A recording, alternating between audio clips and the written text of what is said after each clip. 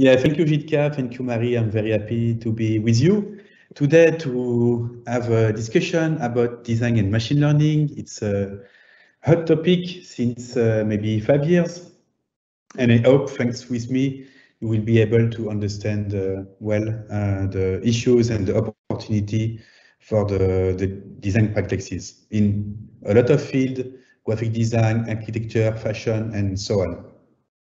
So let's start. Some words about me. Welcome to Geneva. It's the new campus of my school since 4 years. It's both design and visual art.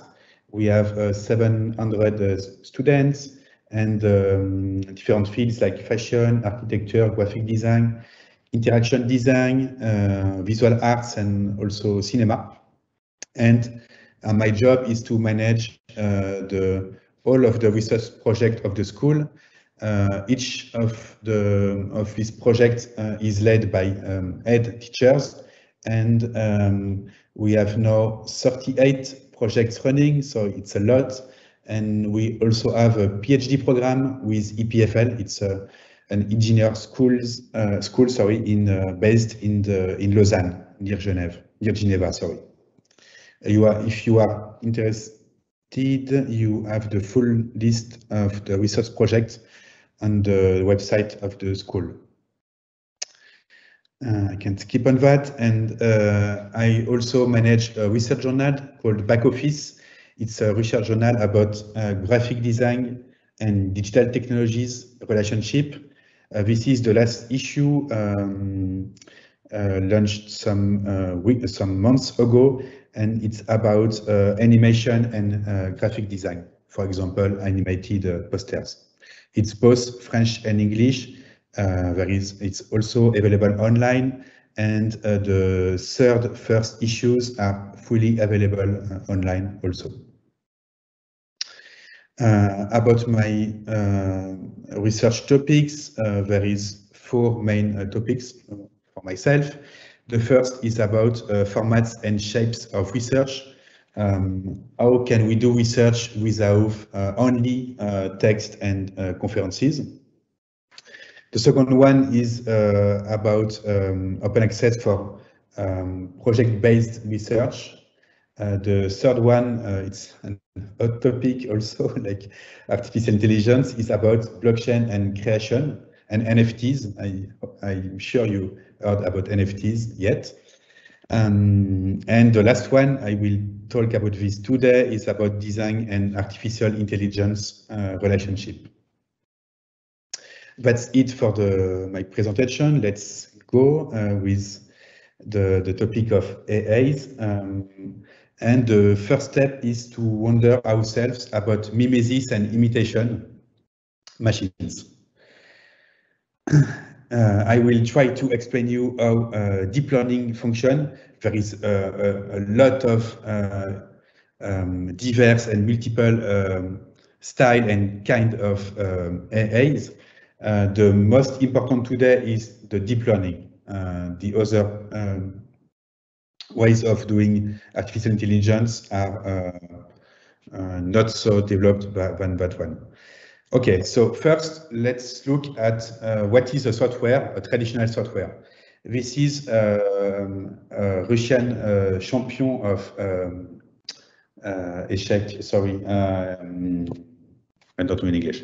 Okay, it was champion. It's okay. Okay, yeah. IBM Deep Blue is a software, and the software won against Garry Kasparov in 1977. And how does it work? IBM did a software where every step of the game was calculated, and at the end, the champion was defeated. So it's traditional software. You wrote a set of rules, and at the end, the software executes all of the rules. This is very traditional. Another example, same kind of situation with the Go, the game of the Go, the Japanese one. Chinese, sorry. Lee Sedol, a Korean champion, was defeated by a program of Google DeepMind, 4 years ago. So same kind of situation, but very different kind of software, because on the go, you have too much steps, too much possibilities, and for now, a computer cannot calculate every possibility. So Google did a kind of self-learning program with deep learning technologies to be able to play like a human in a way, if you want. So it's very different. For the first example, every possibility is calculated, and the second one, kind of program elaborate a kind of strategy like a human did. Because of course, when you are human, you cannot calculate every possibility of the game. It's impossible. There is billions. So that's why it's very different. So another example of deep learning, if you want to identify if a picture has a cat inside. With deep learning, you can give to the machine two kinds of data, raw data and labeled data. Raw data, that means you have a lot of pictures, some with cats, some without, and some maybe without animals at all. And by comparing labeled data and unlabeled data, labeled data is you give the machine the answer. This picture, there is a cat on this picture, and the other there is not. And by comparing these two kinds of data sets, the computer is able to elaborate or write by itself the program with by comparing these two. So at the end, if it succeeds, and sorry, each step of this, each step is made by the computer. So it will divide the task by subtask. For example, it can identify first if there is an eye or not, if there is fruits or not, if there is I don't know, some colors, and at the end it will be able to identify if it's a cat or not. So at the end it succeeds. So in that paradigm, it's the human programmer doesn't write rules. It's the computer itself who elaborates the rules. So it's a very different paradigm than traditional software. That's why it's called self-learning or automatical learning or deep learning. Deep learning, why is it called deep? Because the more steps you have, the more deep it is, the more efficient it is. Another example of use here to identify faces. Here you can see different steps, shapes, nose, eyes, and so on. Yes, another view of a technology. Here we can see better the different steps. Okay, so now if you have understand, I hope, the very general functioning of deep learning, we can wonder ourselves, how can it be used or invested for art and design fields? First, we have to go in the past to study academism. I will start with a kind of well-known example of deep learning and art relationships. It's a project led by Microsoft some years ago to do the next Rembrandt. So Microsoft did an experiment. Microsoft give to a computer a lot of paintings of Rembrandt, and at the end the computer generates kind of new Rembrandt, a new one in the same style of Rembrandt. Another example here, it's called GAN art, Generative Adversarial Network Art. kind of painting, because it's not a painting, it's a file printed on the Canva, portrait of Edmond Bellamy, who was made by the computer and sold for more than 400,000 euros 3 years ago. Maybe you heard about that. Another example from, I don't know from who, it doesn't matter, to imitate kind of traditional style of avant-garde paintings. So that's why the media did a lot of papers about can a computer create or replace artists and designers. So how can we analyze that? How can we understand the mimesis paradigm? Who is the dominant ways of doing art with AIs? So we have to go in the past.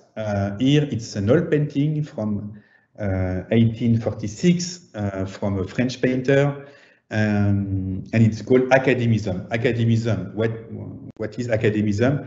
It's the imitation of the Greeks and Romans, or the old style of paintings. Here another example, 1881, and you have to keep in mind that that kind of painting is made at the same time of as the avant-garde, for example, Impressionism, and so on. So it's quite anachronic, if you want. At the same time, you have very different ways of doing paintings and very traditional or classical paintings. I propose to make some relations between academism and artificial intelligences, because academism is led by a set of rules. And if you don't follow the rules, your painting is rejected by the world of art at the time, of course, not today.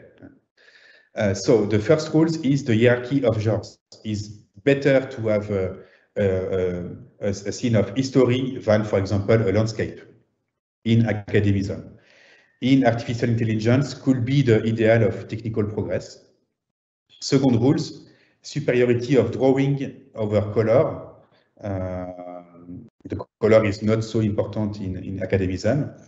In artificial intelligence could be the vectorization of the world, because to be able to analyze, for example, a cat, you have to divide the image by geometric coordinates. So with a lot of vectors, and after the machine is able to calculate if it's a cat or not. Of course, for the machine, cat doesn't mean everything. It's a human concept, but the machine could identify the cat by the shapes. Third rules, indoor and workshop work. The academism is not like Impressionism. The painters doesn't work outside. And in today's vocabulary, it will be the cloud computing. Cloud computing, because it needs a lot of power to be able to compute that kind of work. So your computer isn't enough. You need several computers related together. It's called cloud computing. Fourth rule, imitation of masters or ancient painters. And maybe it's the most interesting in artificial intelligence could be dataset remixes, because as I told just before, the machines are very good to imitate, but not good to invent something new. You can invent a new Rembrandt, but it's not an invention in a way, because Rembrandt already exists. But if you want to invent a new kind of paintings or artists, it's much more difficult. We will go through that, through this just after. And high resolution for the next step. The more pixel there is, the more artistic it is. We could discuss about this. So I can skip this. So we can wonder if we are going towards an automated creation. My hypothesis is that it's not a replacement of humans by machines, but it's a kind of overlap. At the end, you cannot distinguish if it's made by a machine or not, which is for me a big problem. You cannot tell if it's made by a machine or not. Let's see some examples. I think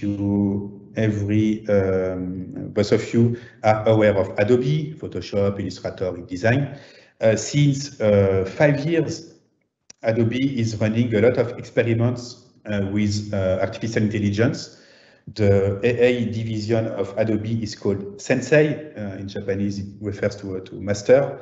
And since, I don't know, maybe 2 years, it's implemented in Photoshop. It's a kind of super filters. For example, you can remove someone for a picture, add a landscape, change the color. So it means a lot of, it's a big time gain for if you want to do that kind of task. Another example here, thegrid.io. It's not online today. I think they failed, but the goal was to automate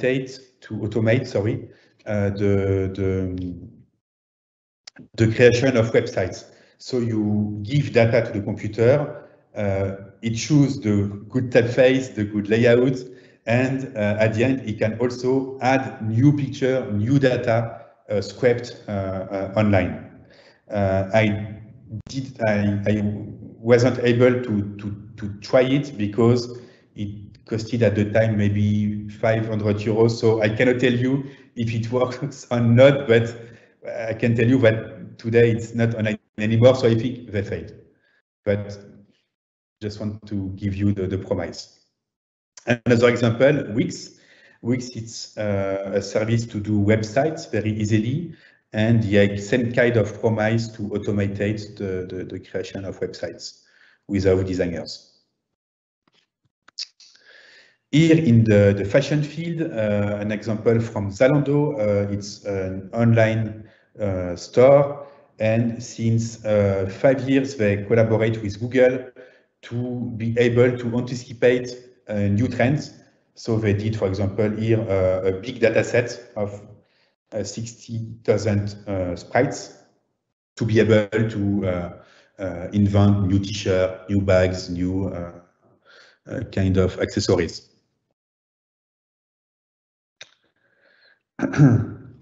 And for product design, here some example from Autodesk to be able to calculate the tension of the resistance of chairs and objects for offices and homes. So how can we analyze that?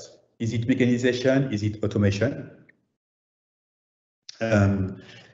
We have to go in the past again, and an interesting book is the one from Siegfried Giedion.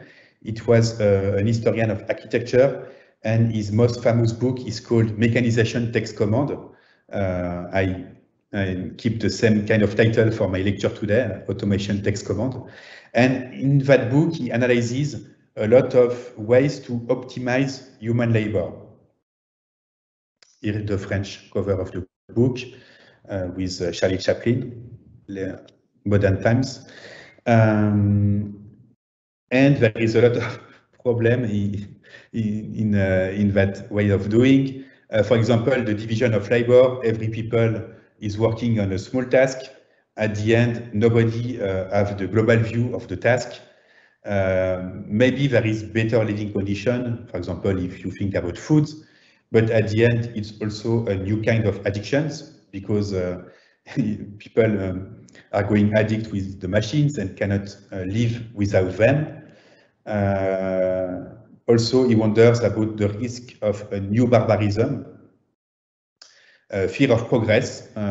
Maybe there is a lot of opportunities, but big risks also. So he was asking for finding a new balance between human and machines. So my question is how to work not for but with machines, because there is a risk to become robots in that ways of doing. I can skip this. Yes, and Pierre Damavig is a French philosopher and specialist of design, and he did a paper where he comments the work of Siegfried Gédion.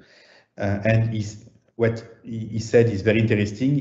Pierre Damavig said that in the world of mechanization, the world of mechanization is a world of standardization. At the end, every object tends to be the same of another, which is a big problem for us if there is, yes, here, what it produces is an unprecedented way is uniformity. So there is a big risk to be haunted by monotony. So at the end, maybe it's much more efficient than humans, but at the end, we live in the world without aesthetic, without originality, without invention. I can skip these two. So yes. So the goal is to be able to work with machines, with mechanics, but without mechanization. Is it possible? Today, what Gédion called mechanization is now called automation, and there is a difficulty, in thinking about machines without automation. Is it possible to work with machines without doing automation? I hope it's possible. Yeah, already told this. So let's see other examples of design works in the age of artificial intelligences. I will explore 5 ways of doing this. Let's start. The first is about highlighting the standardization of the world. Because as I said just before, the more automation you have, the more standardization you have. But you can be aware of that standardization thanks to artificial intelligence. Here, first example, maybe you know the manga author Osamu Tezuka is very famous, and there is here there is a program, a software to automate the style of Osamu Tezuka, like Rembrandt, so you can have new manga in the style of Osamu Tezuka.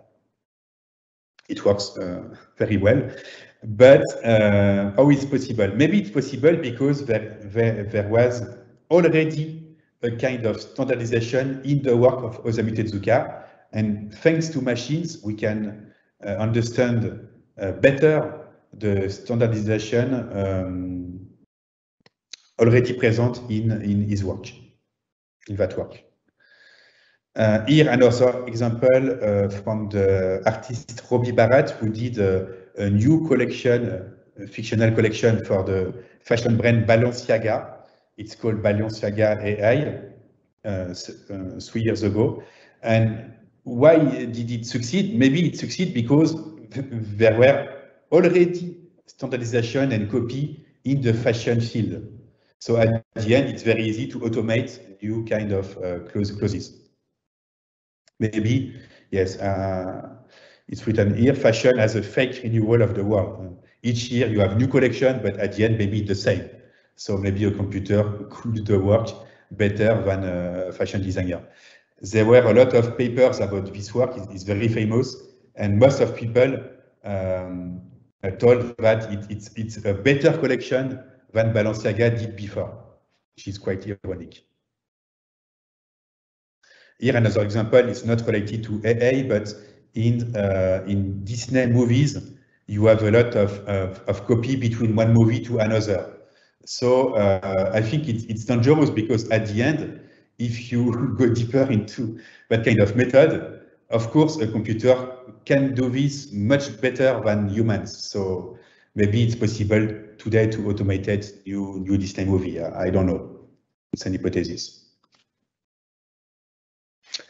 Another example, very different. It's a work of art from Philip Schmidt, Camera Restricta, and that camera blocks you if you want to take a photo already done by someone in the world. For example, if you want to take a picture of the Eiffel Tower in Paris, I'm sure it would be blocked because there is already several, maybe dozens or billions of that kind of picture.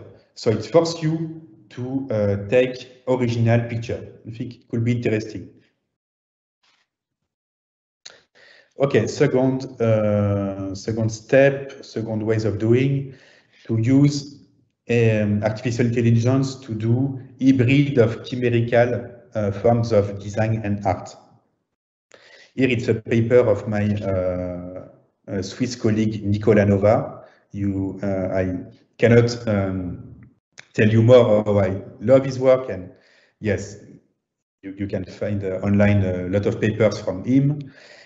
And with a colleague, Joël Vacheron, they wrote a paper called Data, an introduction to algorithmic culture, where they explore the several ways to, how to say, to generate strange production or kind of hybrid work of art and design. Not this, yes, like this. Here it's a work of the French artist Nicolas Maigret. It's called Predictive Artbot, and it's a kind of generator of work of art.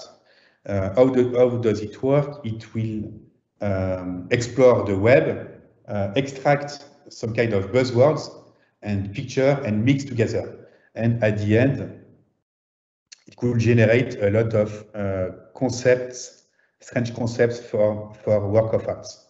For example, here, turning coding errors into hybrid performance, a ritual about the invisible dimension of big data, a sex toy remote controlled by the next big thing, a ritual about sexual assault claims setting memes on fire. It's very funny. And some of these proposals are more interesting than work of art you could find on museums, for example.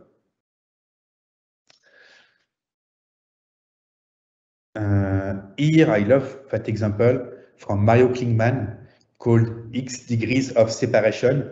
You give the machine one picture and one other, and it will generate a kind of false timeline between these two pictures. So it's a way of renew history of art in a very strange way, based on shapes. And it's possible with deep learning. Without artificial intelligence, you cannot generate timelines like that. It's too long and impossible. And you can, yes, as it's shown here, you can generate your own path. Another example, I very like that one, made in Machina A by Simone Rebodengo and Sami Nimela. They mixed, they do a remix of Norwegian design, if you can think of IKEA, for example, and Chinese design, the one of Shenzhen, where everything is possible only because it's possible to do it. And they mixed two data sets, very different ways of thinking about design. And at the end, it generates objects like this, a wood chair where you can plug your phones. Here, a game controller in ceramic, or a kind of lamp made with smartphone. And at the end, all of the sources of this object are automatically put it online and sold online. So they did a kind of online store with these strange generated objects. Can skip this. That one is very interesting, very new, from October 2021. Boto is a decentralized artist. It's complicated to explain to you because it's a mix between blockchain and machine learning. I cannot explain blockchain today. It will needs too much time, but I can try to explain this project. It's a community. You can be part of the community. Each week you vote for a picture between a set of pictures, for example, paintings.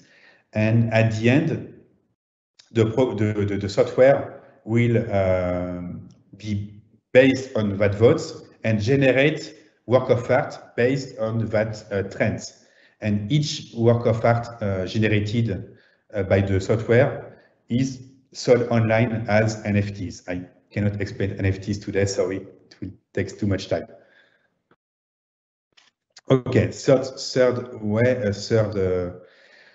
step, exploring flows and inconsistencies of technologies, because behind the progress, the big promises, big buzzwords, it doesn't work every time, and there is a lot of bugs and errors.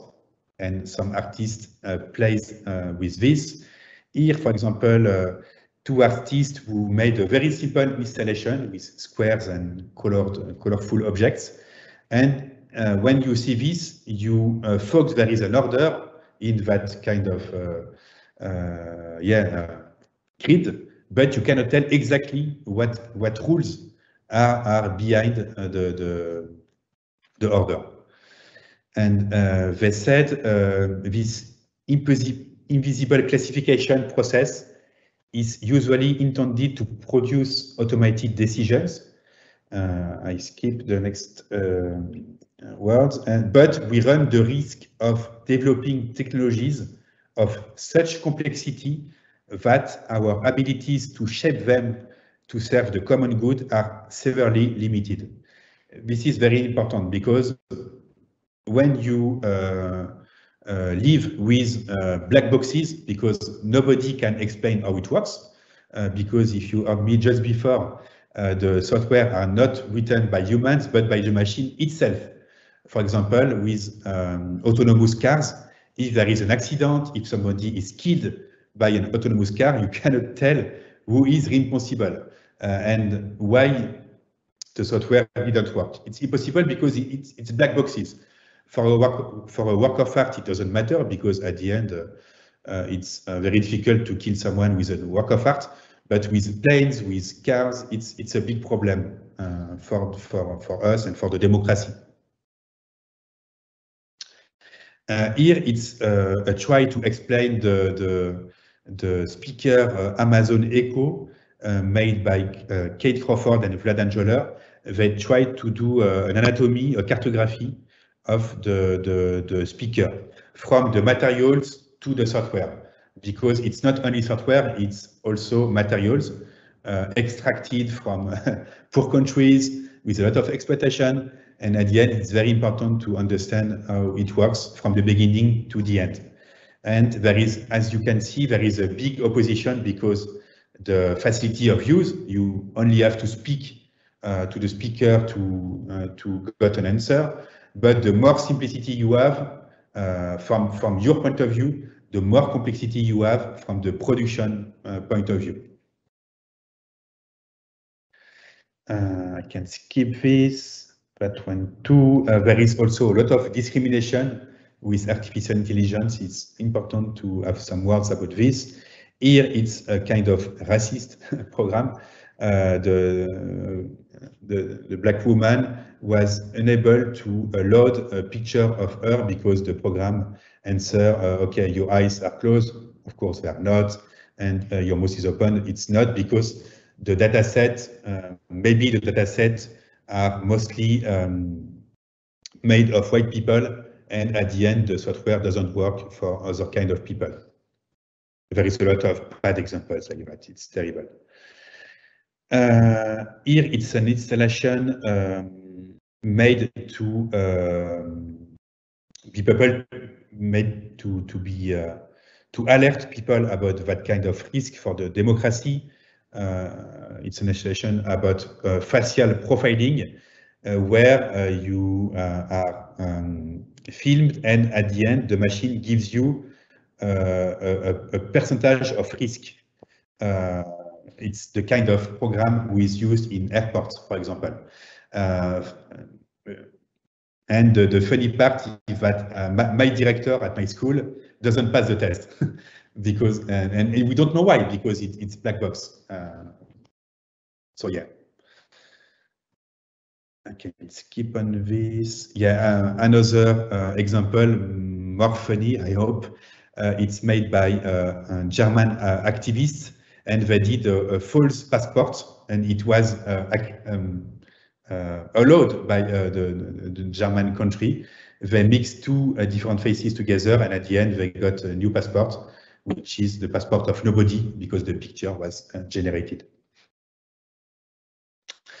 Fourth step, going beyond the human-machine opposition, because yes, there is a lot of papers and in media wondering if machine could replace humans. And as I told before, I don't like that opposition, because it doesn't work.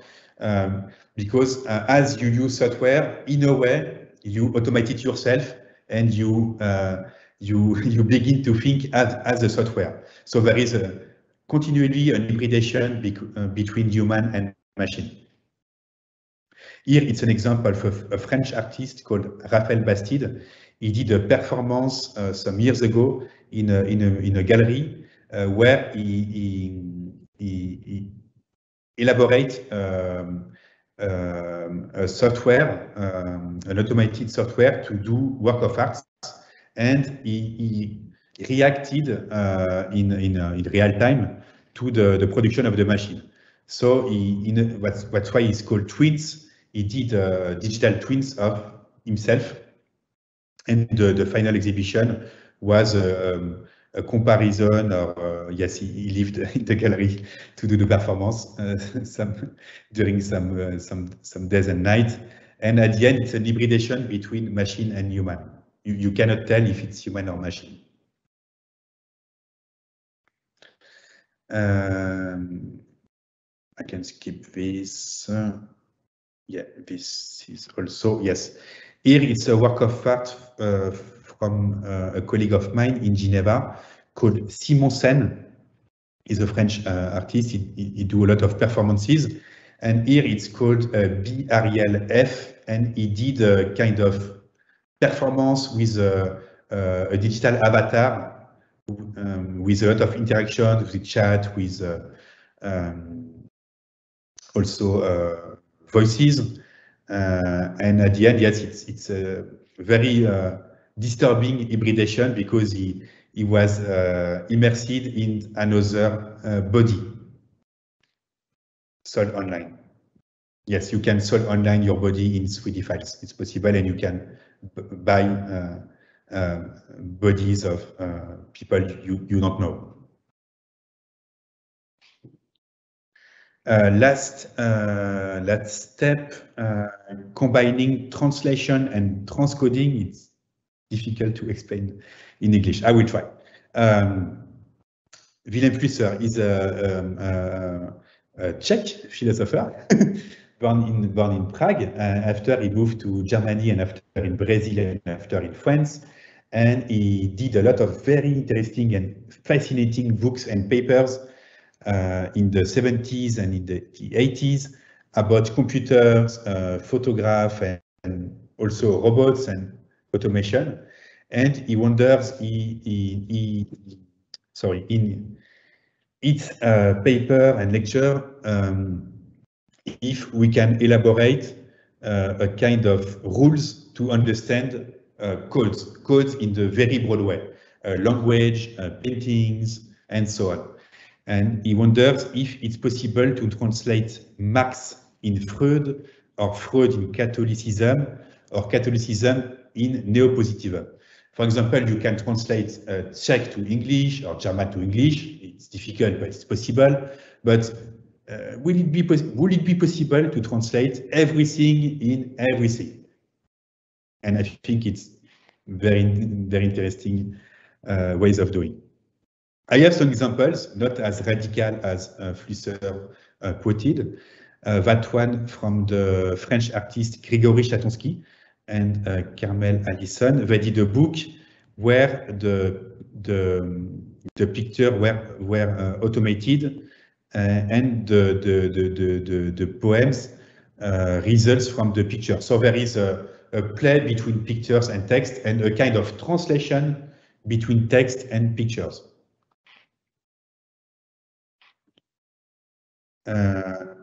Another example, it's the result of the workshop we did at ETH Geneva last year.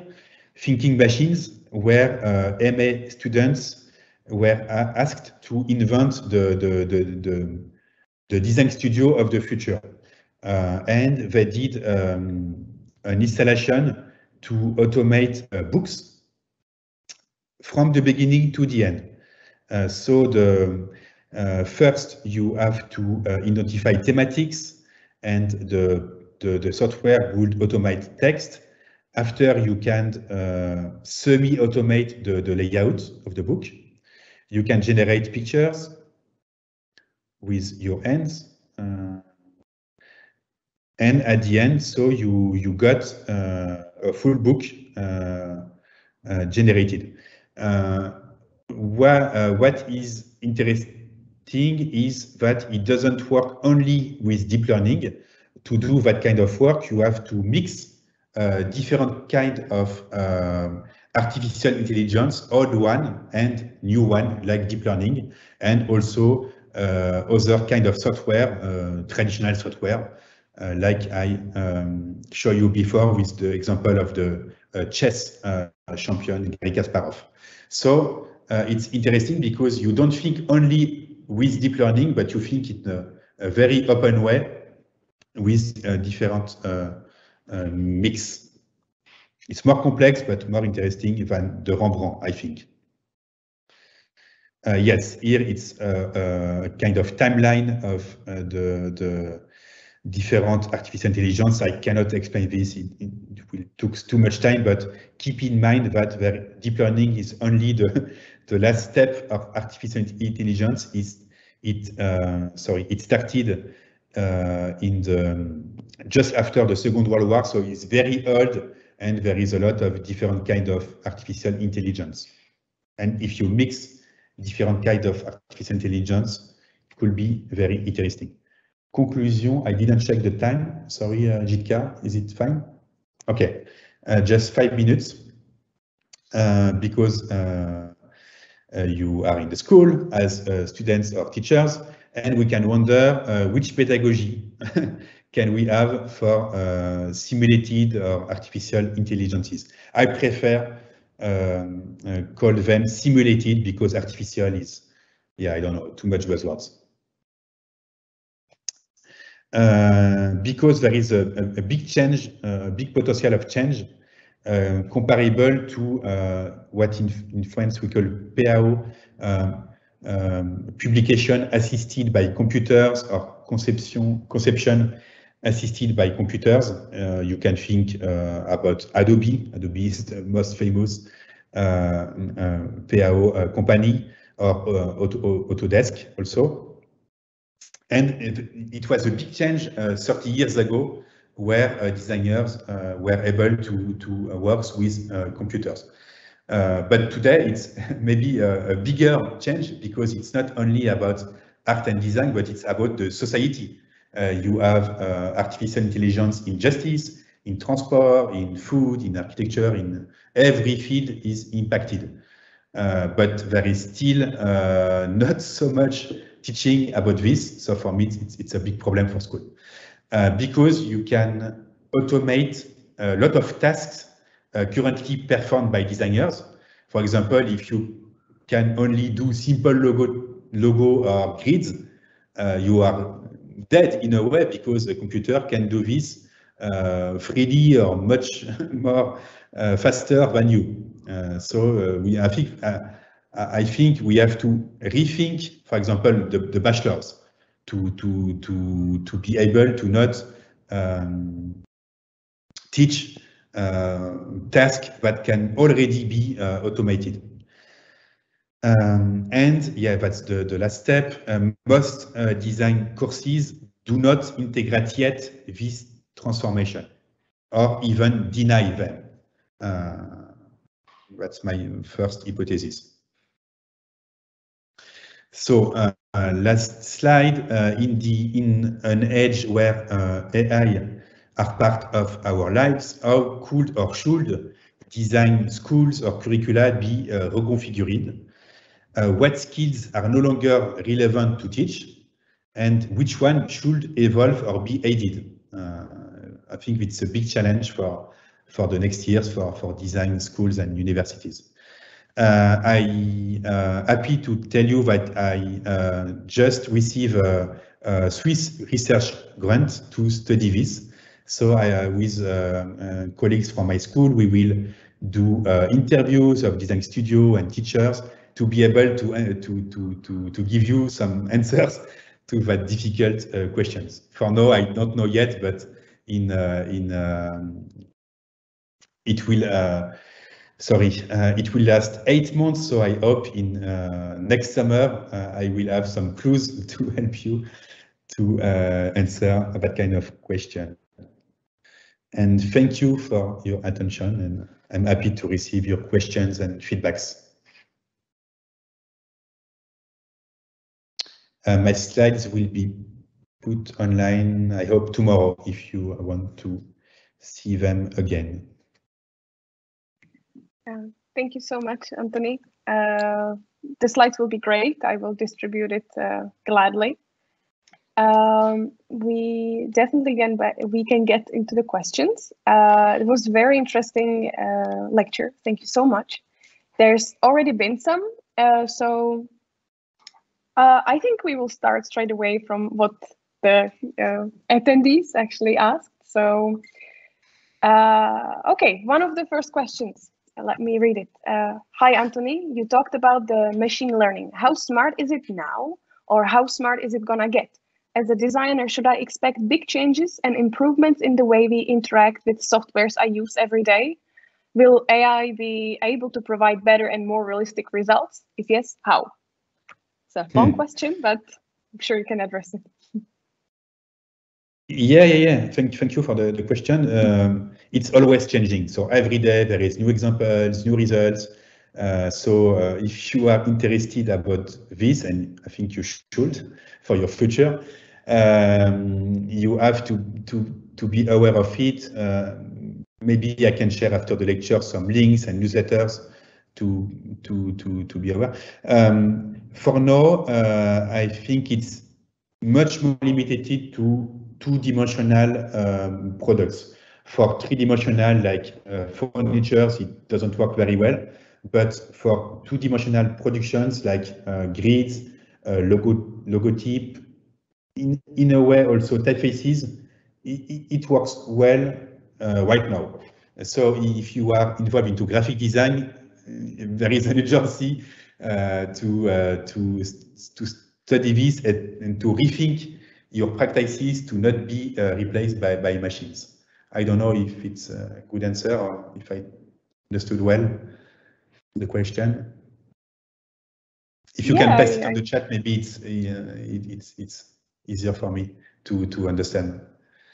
Maybe we can think about design because things are related with art. Like I remember talking with one UX Blackboard programmer, and he was saying like designers are going to be replaced by design operators who will use templates and software without much creativity. And I'm thinking what designers can do that machines cannot do yet.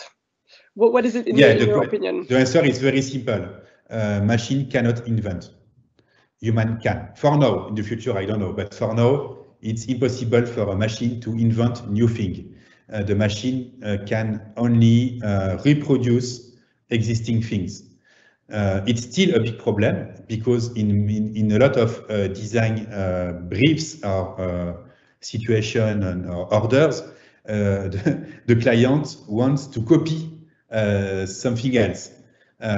For example, they can ask you to copy Airbnb to sell another thing, or to copy, I don't know, IBM. And it's a big problem because that kind of brief could be automated right now because a machine is much better than human to copy. But as a designer, if you focus originality and invention, the good news is that you will have works and maybe much more, because it will do a separation between designers who cannot invent and the ones who are able to. So it depends of what sides you are. Yeah, thank you. I think it gives a bit hope. That's... Yeah, but it depends, because in a lot of design teaching, the brief is to copy this and adapt this, and so we have to be careful about that kind of methods, because it will not work anymore. Mm-hmm. Yes.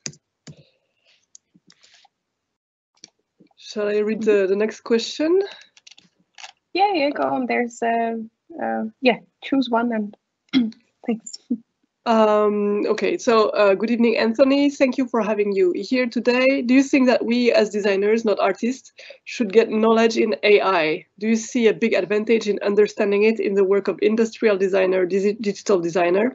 If yes, can you get us some tips where to start learning without enrolling in a university degree? I mean, another university degree. Yeah, I think definitely you should, definitely. If you don't know AIs in the future, it's like today you don't understand Adobe. And it's, I hope you agree, but it's very difficult to exist in the market without knowing design softwares.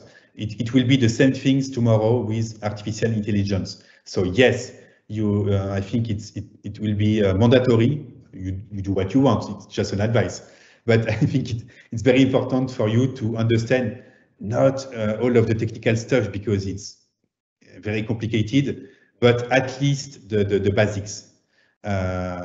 Maybe I can share after the lecture some links, some online teaching materials to understand. But if at least you can understand different kind of artificial intelligence, how does it work in a more detailed way than I did today? What can you do, what you couldn't do yet, or what you couldn't do at all? I think for your work, it will be a big advantage for the future for you. Also, be able to manipulate that kind of technology. You don't have to be a developer to do this. You have a lot of online interfaces who simplify the use of AIs. You can, with only graphical buttons and forms, without digging into codes, you can do a lot of things. IBM and Google shared a lot of tools to do this. And yes, I think it's important. Otherwise, I didn't do this lecture today. And another interesting stuff to understand is blockchain. But as I told, I didn't have the time to explain. But if you understand well AIs and blockchain, you will earn a lot of money, and you can send me a percentage in some years if it succeeds. Thank you. There's actually a question linked to what you've been talking about. There's definitely one of the requests to share some favorite list of the newest cool AI projects. There's like links. So if there's something in your mind, you can share it now, or we can, you can send it to me and I can distribute it later. And sorry. Yeah, for example, TensorFlow, it's a tool made by Google to simplify the use of AIs, but I will find another ones and send to Jitka and Marie for sharing. Great, thanks. Yeah. And there's another question, I would say mildly similar to the previous one about the education from one of our tutors here, actually.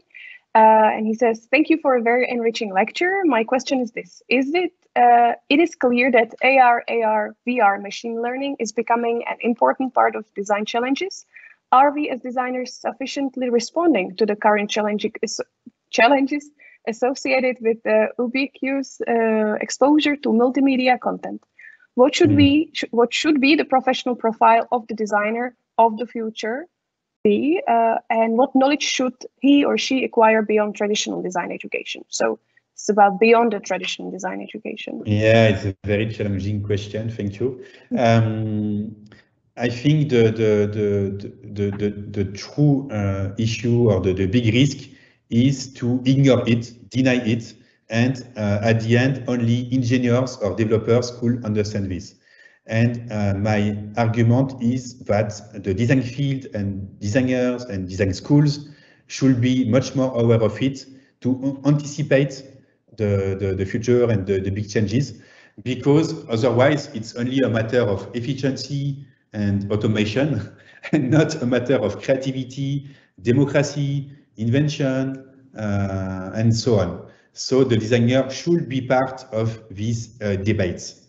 And I think there is an urgency, because I don't know in your country, but in France, there is, I don't know, maybe 10 people max in art and design schools who understand a little bit artificial intelligence. And it's a big problem, because at the end, it's like if you have only 10 people who are aware of Adobe, if I can do a comparison. So yes, there is, we are late, to be honest. We are late in design schools.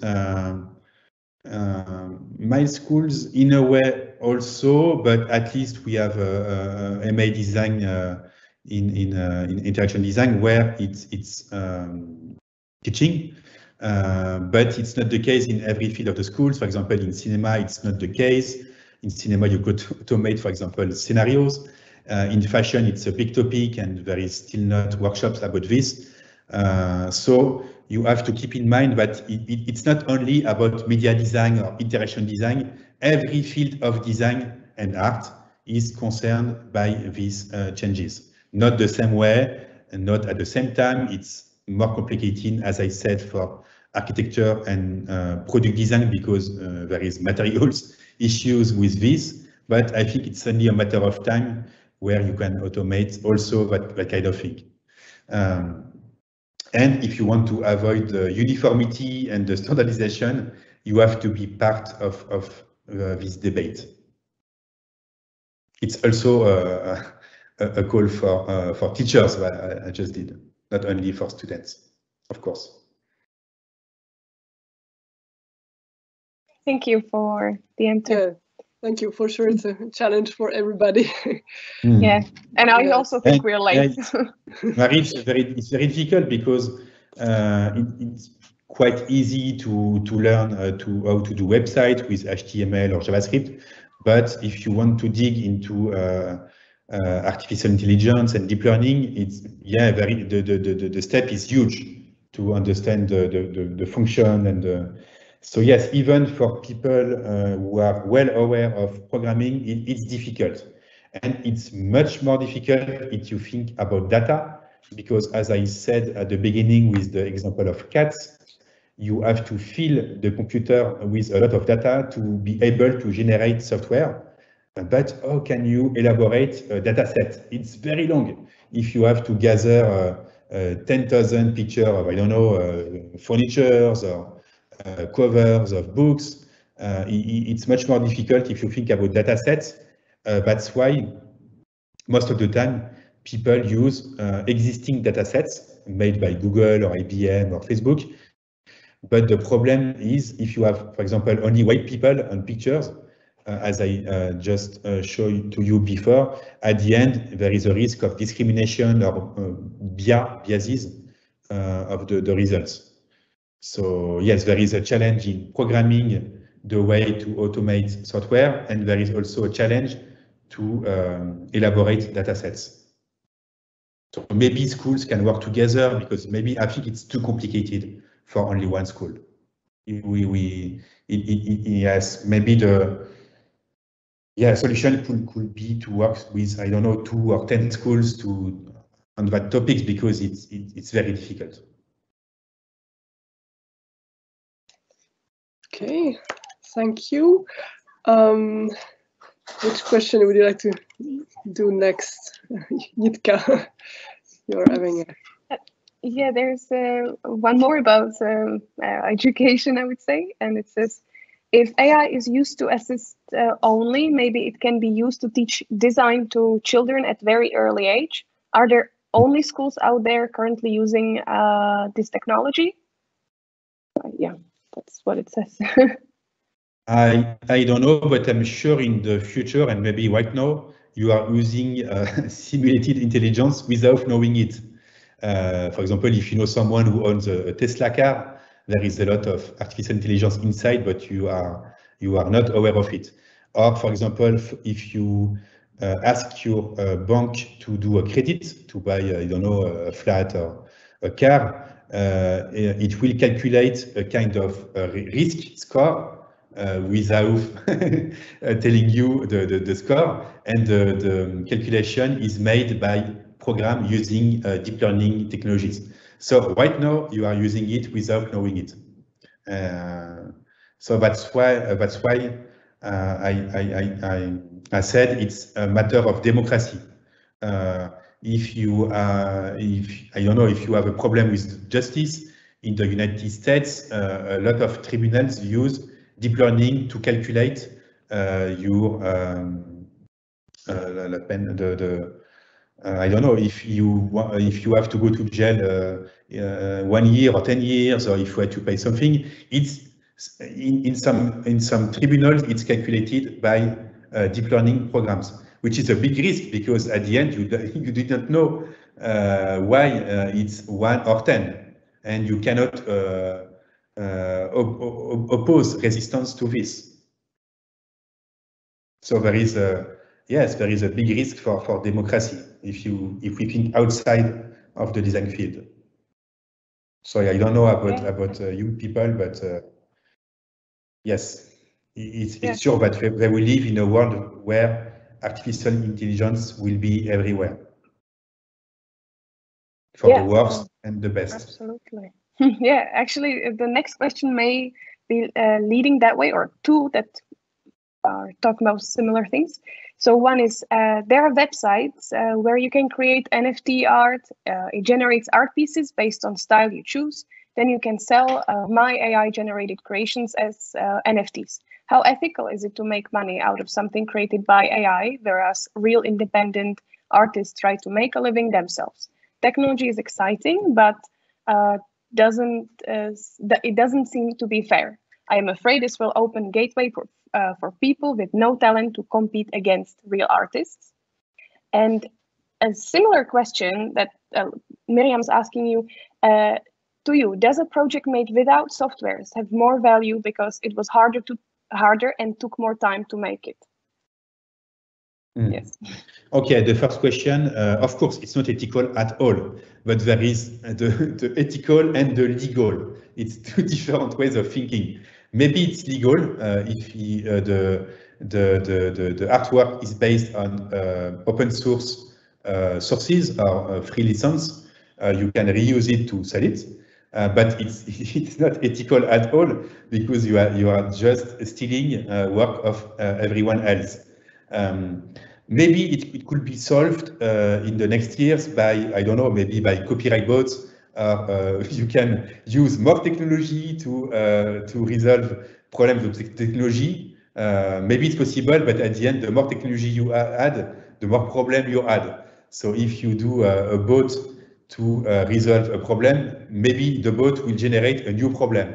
So I don't have an answer, but yeah, it's our time. It's the zeitgeist in a way. We are living in a world where you can steal people's work and sell it with blockchains, and nobody could know where the money goes because it's anonymous in a way.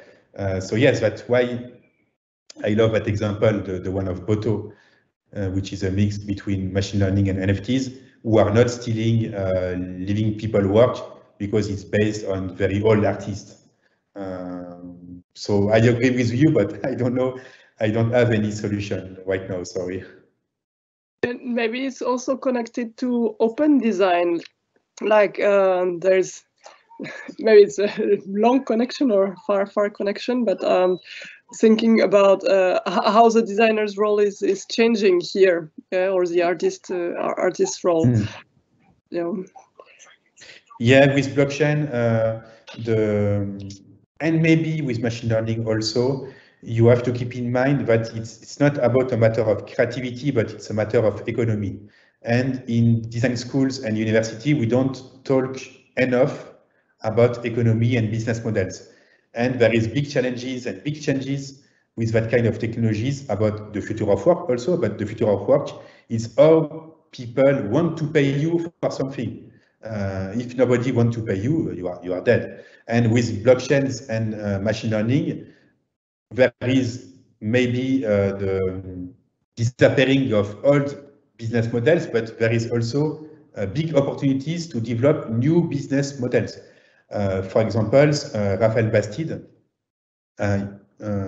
who did the performance called Twins, yes, here. In France, it was the first graphic designers, maybe 7 years ago, to accept Bitcoins to do a logo tags. It was not original today, if you think about this, but at the time, he was the only one. So at the time, if you earned Ether or Bitcoins, and if you need a logo for a service or a website, it was the only one designers in France able to do this. And that's why several years after, when the Bitcoins got a huge progress in dollars, he earned a lot of money retroactively. So keep in mind that it's important also to invent new business models, to understand the new business models of these technologies, and to be able to invent a new ones. For example, you can, with blockchains, with smart contracts, you can automate the payout of collective work of art. If you do a film, there is a lot of different actors to do the film. You need someone to do the scenario, you need actors, you need someone to hold the camera, and you can do a kind of algorithm with percentage, and each time when people will buy the film, in real time, you can automate the payout to distribute the money as you want between the team. It's one very simple example possible with blockchain, but there is a lot of other examples. And I think there is a lot of very good opportunities for you if you understand that kind of technologies and the business models related to this.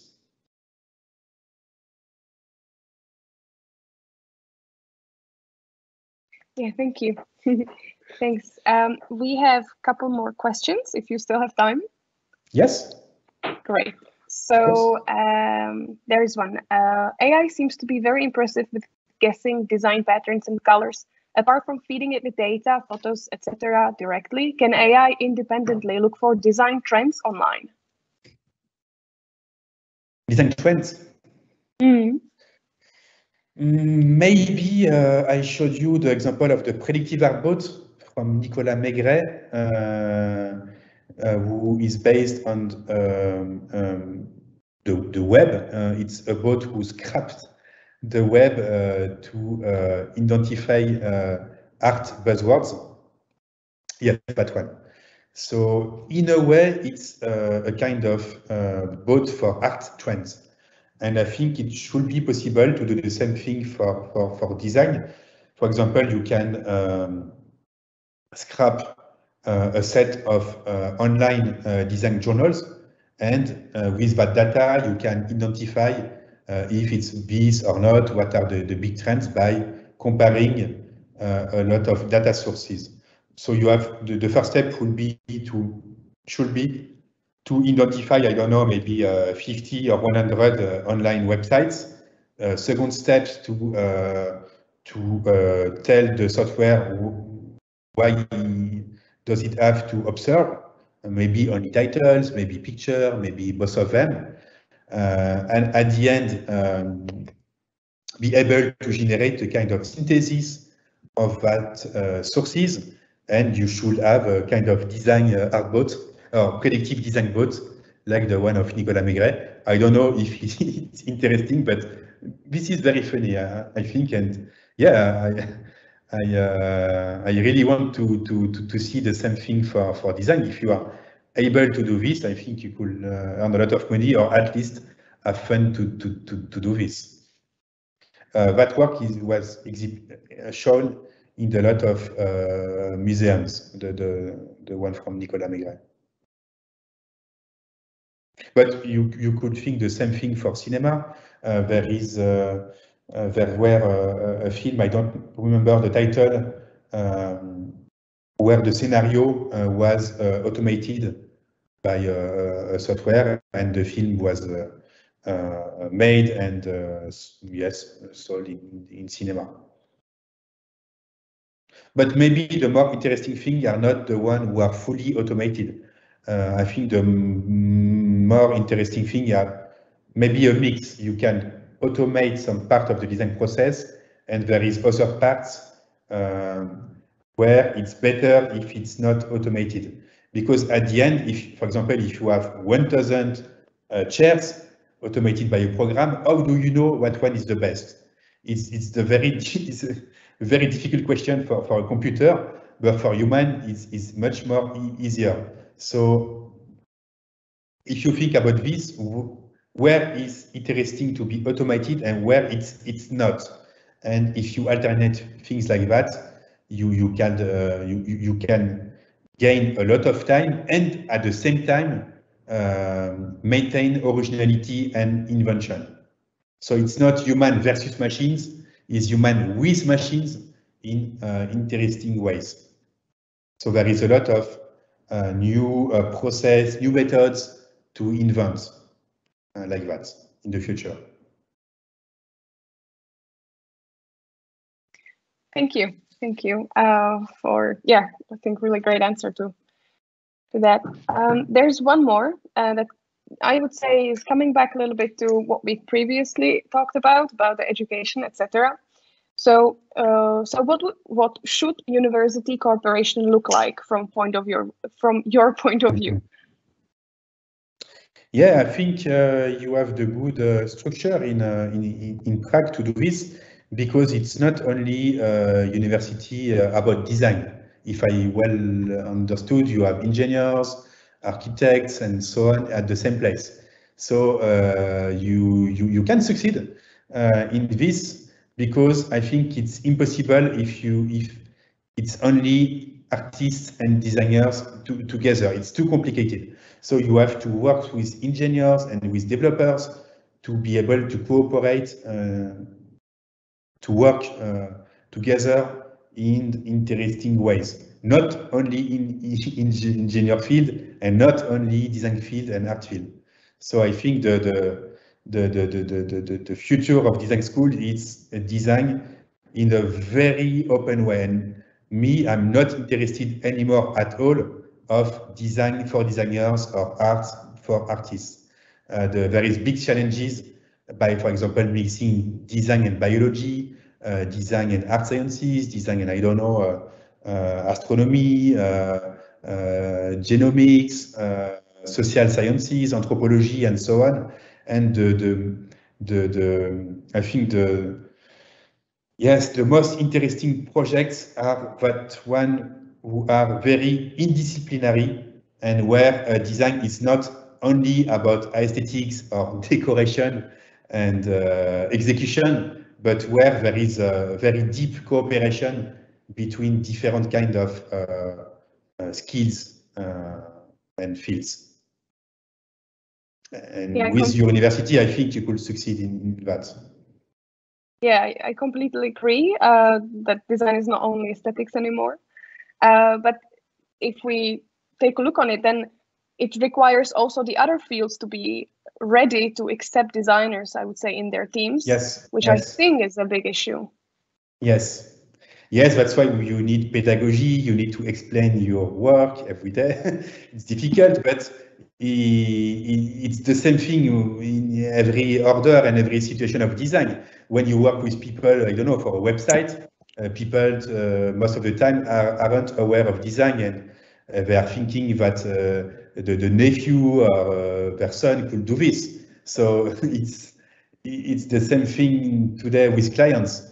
But yes, maybe design could improve the way it explains his methods and his interest. Yes, definitely. J'attends les 20 minutes.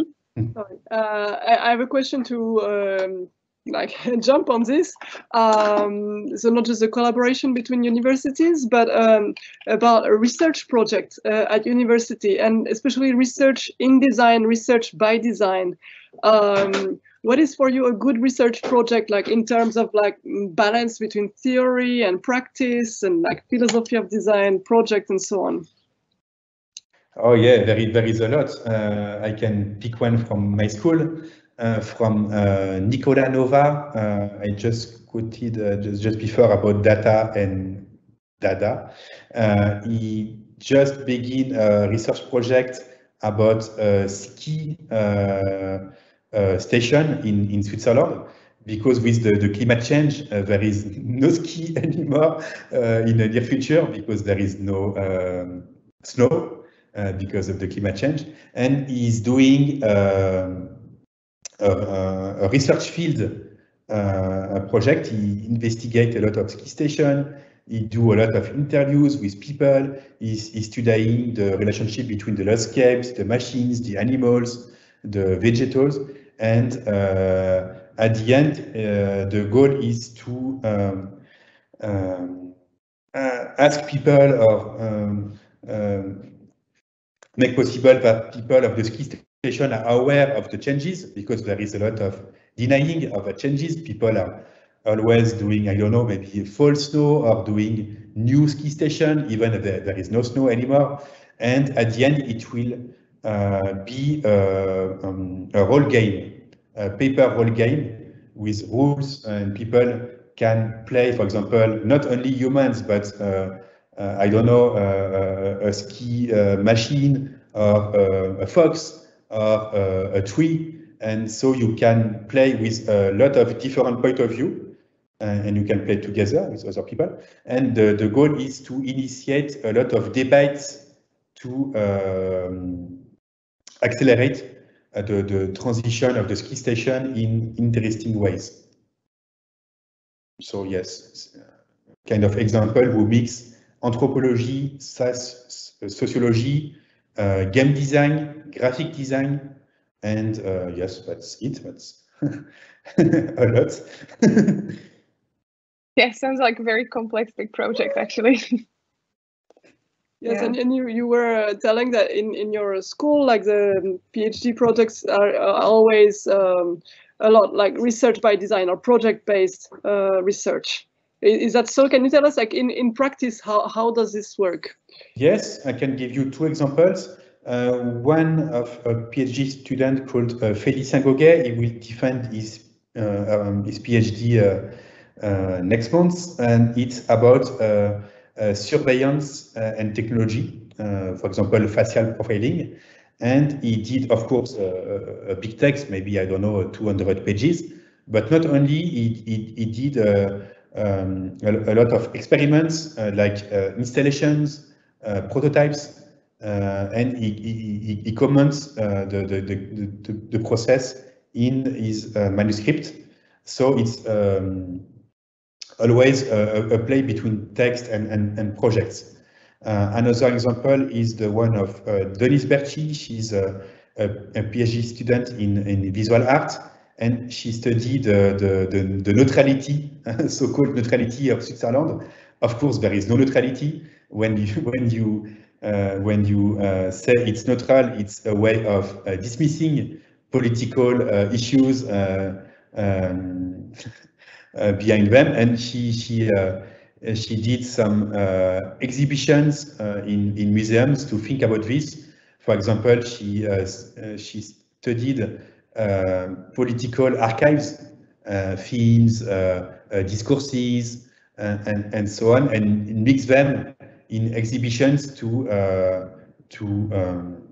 be able to wonder ourselves, where is neutrality, where is false neutrality, and what is the ideology dismiss between that kind of vocabulary.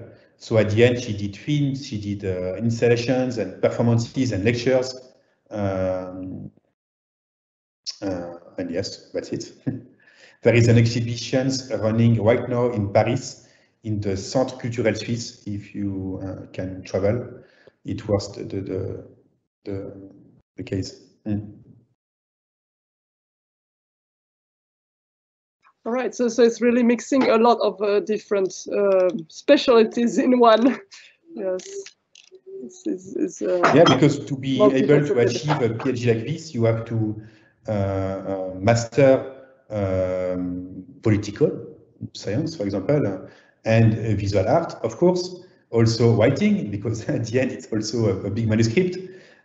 So you have to master very different skills, which is very difficult. But if you succeed at the end, you are quite the only one who is able to do this. That's the good news for the future of work. If you are able to mix very different fields and where there is no connection yet. For example, if you are specialist of design and biology, at the end, I don't know, maybe 10 or 50 people in the world could be able to do this. So you have quite no concurrency. Otherwise, if you work, for example, to do posters for theaters, if you are a graphic designer, at the end you compete with, I don't know, maybe 10,000 people in the world. So you have to be the best to have work. So my conclusion is that in design there is too much people in the same field and nobody in other fields. So you have to identify where there is opportunities and where there is less concurrency. Wow. Yeah. Thank you. Yeah, I think that's quite inspiring. Like to think about what we really want to research, and of course, like technologies can be involved as well. And now I've got one more question, which is maybe little bit more theoretical, but in one of your articles, I think it was the last one that you sent me, there was something about how to define design, because like this is even when you do the research or just like whatever design project, we always have to think what kind of design we want to make.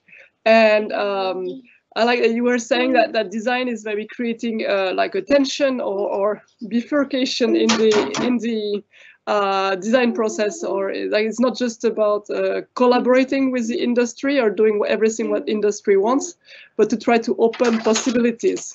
Can you tell more about this? Yeah, thank you, Marie. It's difficult to explain it in English, but you did it very well. Yes, I wanted to say that design, it's not only a matter of answer to a brief or to an order, or to do more efficiency or facility of use. It's important, of course, because if you have a website where nobody understands it, it's just failed. But at the end, it's just like that. It's also a matter of critical, I can say, critical ways of thinking, and a matter of democracy, inclusivity, because something more efficiency for a kind of people could be very less efficiency for another people. For example, I don't know in Prague, but in France, there is a lot of big changes in French administrations in several years. For example, if you need to renew your passport or your paper for your car, you have to use a website. You cannot talk to human people to do this, which is maybe more efficient for people who are aware of computers, but for people with reading disability or people who don't own a computer, it's a big problem, because they are excluded with that process. And if you are a designer, what could you do? Do you accept to design a website who at the end will exclude people, and it's very difficult to understand. Maybe if you keep in mind a critical point of view, if you are aware of sociology, anthropology, feminism, gender studies, for example, maybe you can try to influence or change that ways of doing to do more interesting way. Maybe sometimes it's relevant to automate or to simplify, but simplify for who and for what? Yes, we have to think about this. Yeah, thanks. Yeah, thank you for answer. I think Maria heard everything, but yeah, I did hear. Yeah, that's why as a designer, you don't have to read only design books or art books. You also have to be aware of sociology, anthropology, philosophy, and so on to expand your mind. I think it's very important. Literature. It would be wonderful. Do as diverse as much as you can. And if you could recommend us some reading, maybe this can be afterwards, like by email, just a couple books that you think are essential readings for designers today. That would be great. Yeah, of course, but I will recommend not design books. That will be I will have a look at it and share with your students. But my strong advice is to, yes, you have to know the design history, of course, otherwise you are dead. But it's not enough. You have to specialize, has to be interested into other fields. You cannot explore everything. Of course, it's impossible, but at least one or two other fields to open your mind. Thank you so much. Yeah, that we went through all the questions from the audience. I think it's also everything from me and Marie. So probably it's the time to say goodbye. And thank you so much, Anthony, for not only great lecture, but very fruitful discussion. It was very interesting. And I will quickly invite those who stayed for another lecture the last one that will happen next week on Wednesday, and will be a studio from Berlin, Kmara and Rosinke. They will talk about kitchens and so much more. This is all from me. Thank you to everybody who was listening. And again, thank you, Marie, for helping me to organize this, and Anthony, to you for agreeing to be here with us. Thank you very much for the good question, very challenging. And I look forward to sending you the results of my research project about machine learning. I hope it's only the beginning with this. Yeah, thank you so much. Good night and have a nice evening.